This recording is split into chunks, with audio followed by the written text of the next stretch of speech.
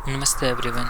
Blender में grass या vegetation बनाना तो सिंपल है, लेकिन उसमें एक रियलिस्टिक विंड मोशन देना सबसे इम्पोर्टेंट पार्ट होता है।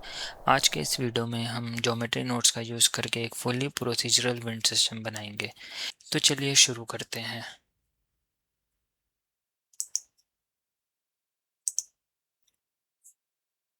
सबसे पहले मैं स्क्रीन कास्ट कीज अनेबल कर देता हूँ ताकि आपको लोअर लेफ्ट कॉर्नर में सारी कमांड्स दिखते रहे जो मैं प्रेस कर रहा हूँ।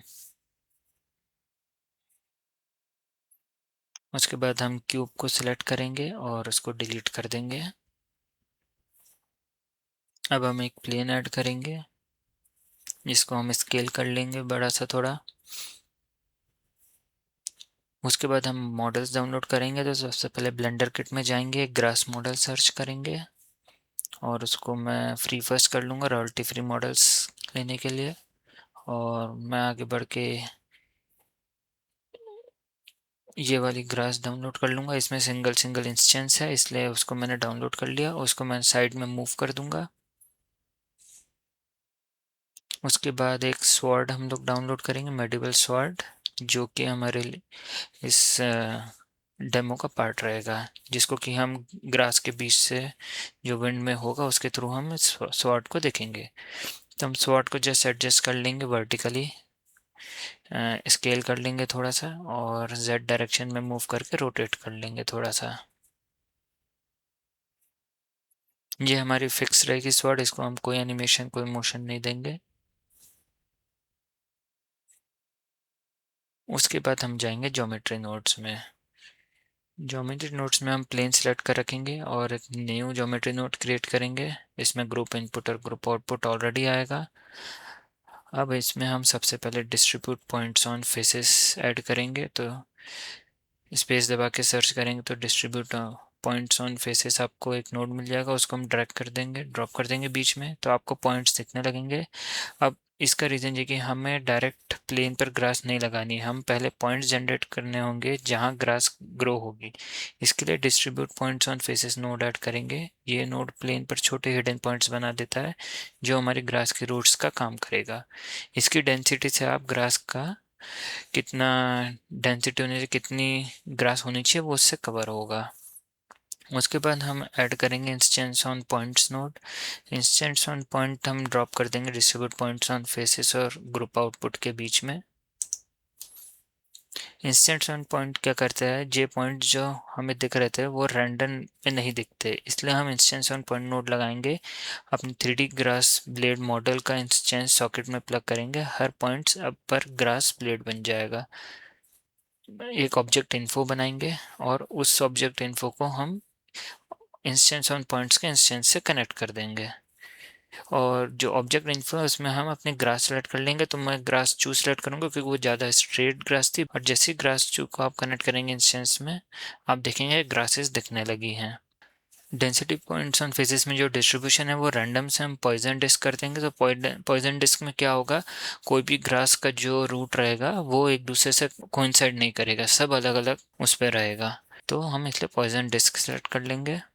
अब हम करेंगे जॉइन ज्योमेट्री। जॉइन ज्योमेट्री हमें इसलिए करना है क्योंकि आप देखेंगे अभी ग्रास दिख रही है बट प्लेन ग्राउंड जो था वो नहीं दिख रहा था।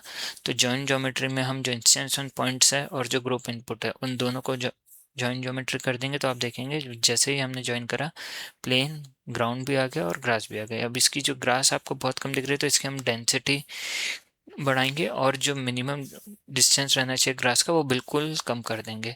और डेंसिटी हम हाई कर देंगे क्योंकि हमें बहुत ज़्यादा ग्रासेस चाहिए हमें एनिमेशन के लिए। तो फॉर एग्जांपल डेंसिटी इस केस में हम 10,000 कर देंगे। और अगर आपका प्लेन छोटा है, सारे ऑब्जेक्ट्स हो तो डेंसिटी आपकी कम भी हो सकती है। तो ये डिपेंड करता है आपका सीन कैसा है, डेंसिटी उस हिसाब से करते हैं। तो भी आप देखेंगे ग्रास जो है वो एक ही डायरेक्शन में खड़ी है।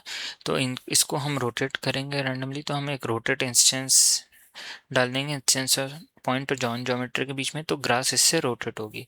अब रोटेट अब देखेंगे तो एक ही साथ सारी ग्रास एक जैसी हो रही है, तो हम उसमें थोड़ा रैंडमाइज देंगे। तो उसके लिए हम एक नॉइस टेक्सचर ऐड करेंगे और नॉइस टेक्सचर के साथ उसके पहले हम एक सीन टाइम यूज़ करेंगे। तो सीन टाइम हम पहले तो नॉइस टेक्सचर 40 कर लेंगे और जिसका जो डब्ल्यू है उससे हम एनिमेट करेंगे ग्रास को। तो जो सेकेंड्स है सीन टाइम का उसको हम कनेक्ट कर देंगे डब्ल्यू से। और जो नॉइस टेक्सचर है उसको हम रोटेशन से कनेक्ट कर देंगे। तो अभी देखेंगे, अभी ग्रास जो है रोटेट हो गई है।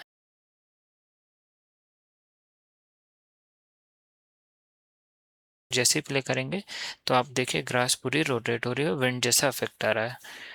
अभी इसकी स्पीड और डायरेक्शन से हम अभी और कंट्रोल करेंगे। अभी जस्ट देखेंगे तो नॉइस टेक्सचर से रोटेशन चालू हो गया है। अभी देखेंगे रोटेशन बिल्कुल एक जैसा हो रहा है सारे ग्रास में, तो उसको भी हम रैंडमाइज करेंगे। तो हम एक रैंडम वैल्यू नोड ऐड करेंगे नॉइस टेक्सचर और रोटेट इंस्टेंस के बीच में, और उसको हम कर देंगे वेक्टर सेट।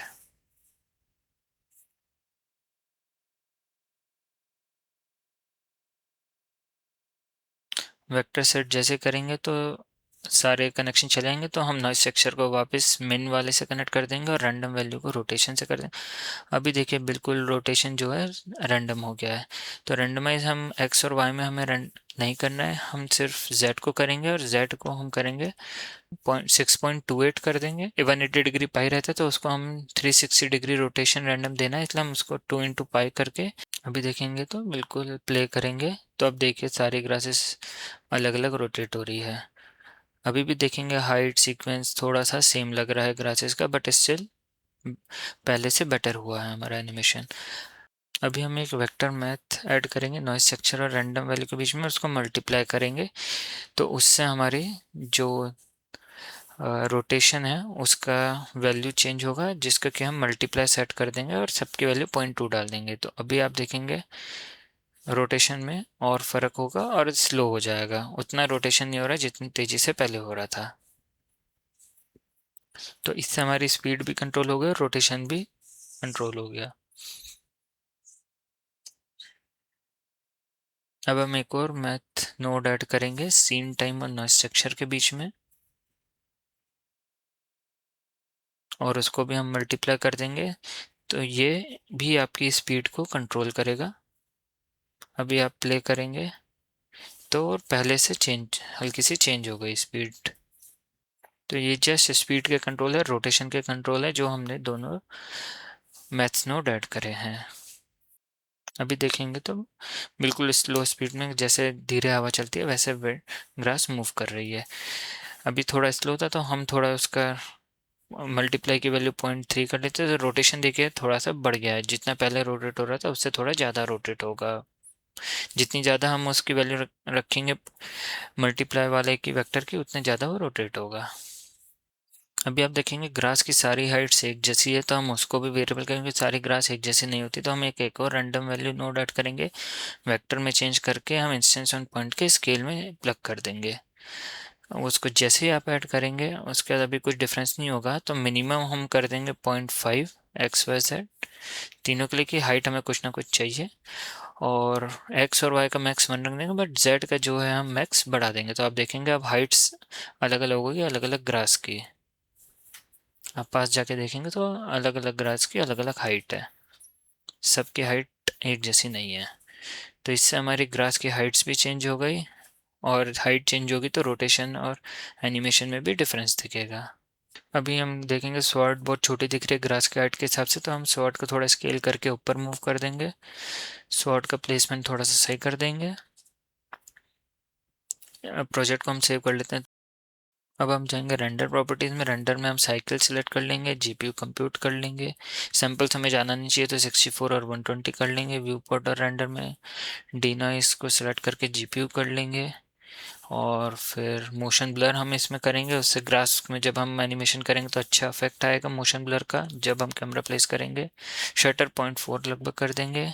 परफॉर्मेंस में जीपीयू अनेबल कर देंगे हर जगह, और फाइनल रेंडर में परसिस्टेंट डेटा भी ऐड कर देंगे। कलर मैनेजमेंट फिल्म एक और मीडियम हाई कॉन्ट्रास्ट कर देंगे, और फिर हम जाएंगे आउटपुट प्रॉपर्टीज़ में, इसमें हम रिजोल्यूशन 4K कर लेंगे वर्टिकल, और आउटपुट पाथ चूज़ कर लेंगे जहाँ पे हमारी पीएनजी फ्रेम सेव होंगी। उसके बाद कलर मैनेजमेंट वगैरह तो वहाँ से वो इनहेरिट कर लेगा, और इसको सेव कर देंगे तो हमारी रेंडर सेव हो गई। अब अभी अगर हम रेंडर व्यूपोर्ट रेंडर देखेंगे तो हमें कुछ नहीं दिखेगा क्योंकि लाइट उसमें है नहीं, तो हम उस जो लाइट एडेड है उसको हम सन में कन्वर्ट कर देंगे और उसकी स्ट्रेंथ कम कर देंगे ताकि सन का इफेक्ट उस हिसाब से हो। और अभी हम क्या करेंगे, सन को हमें डायरेक्टली ऊपर नहीं करना है, साइड के एंगल से हमें स्वॉर्ड को लाना है। तो सन को थोड़ा नीचे ले आएंगे और उसको एक साइड मूव कर देंगे वाई डायरेक्शन में, और उसको रोटेट कर देंगे कि वो स्वॉर्ड पे सीधे लाइट है। हम बहुत ज़्यादा इसकी स्ट्रेंथ नहीं रखेंगे क्योंकि हमें थोड़ी सी लाइट चाहिए स्वॉर्ड के ऊपर सन की। और अभी हम डेंसिटी देखेंगे, थोड़ी सी बढ़ा सकते हैं। जब हम कैमरा करेंगे तो हमें घास की जगह ग्राउंड भी दिखेगा, तो इसलिए हम थोड़ा सा डेंसिटी और बढ़ा देंगे। अभी अभी हम देखेंगे तो डेंसिटी सही है और हमें ग्राउंड का कोई हिस्सा नहीं दिख रहा। अब हम जाएंगे शेडिंग में, मटेरियल से असाइन करेंगे। मोस्ट वाली मटेरियल से अब असाइन है, हमें जस्ट वर्ल्ड मटेरियल असाइन करना है। तो हम वर्ल्ड में जाएंगे और हम वार्म टेक्सचर, वार्म बैकग्राउंड करेंगे। तो हम उसके लिए क्या करेंगे, ग्रेडियंट टेक्सचर ऐड कर लेंगे और ग्रेडियंट टेक्सचर ऐड करके कलर रैंप डाल देंगे और ग्रेडियंट को फैक्टर से कनेक्ट कर देंगे और कलर रैंप को बैकग्राउंड से कर देंगे। और इसमें हम जो पहला कलर है ब्लैक वाला, उसको हम कर देंगे warm colour, yellowish orange type का, जो कि गोल्डन वार्म रहता है उस टाइप का हम बैकग्राउंड करेंगे। और जो दूसरा कलर है वाइट, उसको हम ग्रे कर देंगे, डार्क ग्रे काइंड ऑफ। तो बस हमारी यही हमें वर्ल्ड मटेरियल्स सेट करना था, बाकी मटेरियल्स हमने मॉडल्स डाउनलोड करें तो ऑटो। अब हम वापस लेआउट में जाएंगे। पहले हम अपनी जो व्यू पोर्ट है उसको सही जगह जहाँ पे हमें कैमरा प्लेस करना है वहाँ पे ले जाते हैं। उसके बाद हम कैमरा को सिलेक्ट करके Ctrl+Alt+0 करके कैमरा को वहाँ पे सेट कर देंगे। अब कैमरा को हम एडजस्ट करेंगे कि फोरग्राउंड में हमें जो ग्रास है वो दिखे मूव होते हुए, और जो बैकग्राउंड में है वो हमें स्वॉर्ड दिखे। तो इस तरीके से हम कर लेंगे एडजस्ट, और स्वॉर्ड को सेंटर में रखेंगे और फ्रेम 0 पे जाके हम इस लोकेशन और रोटेशन का की फ्रेम लगा देंगे। और लास्ट फ्रेम पे जाके बस हमें थोड़ा सा स्लाइटली पोशन करना है, तो उसको हम आगे बढ़ा लेंगे और थोड़ा सा जेड कैमरा को ऊपर कर लेंगे मूव, और हम 250th फ्रेम पे एक और की फ्रेम लोकेशन रोटेशन की कर लेंगे। तो इस तरीके से हमारा एनिमेशन चलेगा, जस्ट स्लो पोशन, और हमारी ग्रास जो है फोरग्राउंड में वो विंड के उसमें मूव करते रहेगी। इसमें हम एक और चीज़ करेंगे, कैमरा को सिलेक्ट करेंगे और हम इसमें डेप्थ ऑफ फील्ड डालेंगे, ताकि जो हमारी स्वॉर्ड है उसको सिलेक्ट कर लेंगे डेप्थ ऑफ फील्ड में, ताकि उस पर फोकस रहे हमारा, और जो फोरग्राउंड में ग्रास है वो ब्लर हो। तो इस तरीके से अगर हम इमेज रेंडर करेंगे तो इस तरीके से ये हमारे एक फ्रेम जनरेट होगी। तो इस तरीके से हम पूरा प्रोसीजरल विंड इफेक्ट हम ज्योमेट्री नोट्स के थ्रू कर सकते हैं।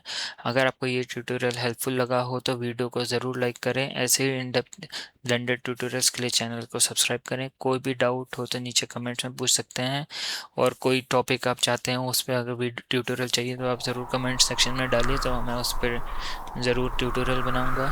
तो मिलते हैं अगले वीडियो में। Thank you.